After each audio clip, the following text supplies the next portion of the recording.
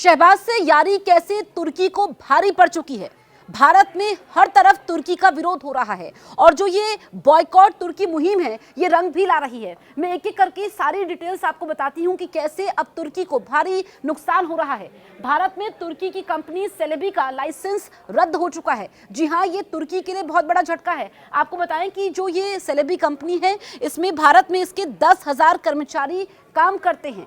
इस वजह से अब यहाँ पर ये कर्मचारी काम नहीं कर पाएंगे, तो एक बहुत बड़ा झटका है। इसके अलावा जो यहाँ पर फैसले लिए जा रहे हैं उसमें तुर्की अजरबैजान की फ्लाइट होटल बुकिंग कैंसिल हो गई है। जिन लोगों ने प्लानिंग की थी तुर्की जाने की, अजरबैजान जाने की, उन लोगों ने बुकिंग्स को कैंसिल कर दिया है। आप ये समझिए कि बुकिंग में 60% की गिरावट, कैंसिलेशन में 250% इजाफा हुआ है, क्योंकि जो भारतीय पर्यटक हैं वो तुर्की की अर्थव्यवस्था में बड़ा योगदान देते हैं। बहुत सारे पर्यटक यहाँ से तुर्की जाते हैं, लेकिन अब इसका कितना असर हो रहा है ये मैंने आपको बताया। इसके अलावा अगर हम बात करें तो जो हिमाचल समेत कई राज्यों में तुर्की के सेब का बहिष्कार हो रहा है और तुर्की से सेब आते हैं, लेकिन इसका बहिष्कार शुरू हो चुका है।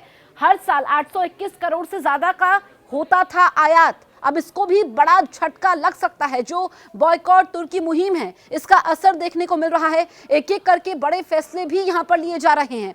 इसके अलावा अगर हम बात करें तो उदयपुर में तुर्की से आने वाले मार्बल का भी बहिष्कार हो रहा है। भारत में तुर्की से आयात होता है करीब 70% मार्बल।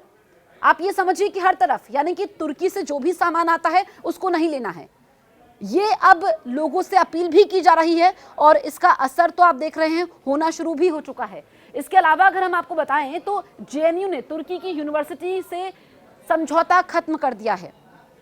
जामिया दिल्ली, कानपुर यूनिवर्सिटी ने भी ये बड़ा फैसला लिया है, यानी कि जहां पर भी तुर्की का नाम आता है, तुर्की से अगर जो सामान आ रहा है या यूनिवर्सिटीज का जो समझौता हुआ है वो सब कैंसिल हो रहा है, क्योंकि तुर्की ने पाकिस्तान का साथ दिया।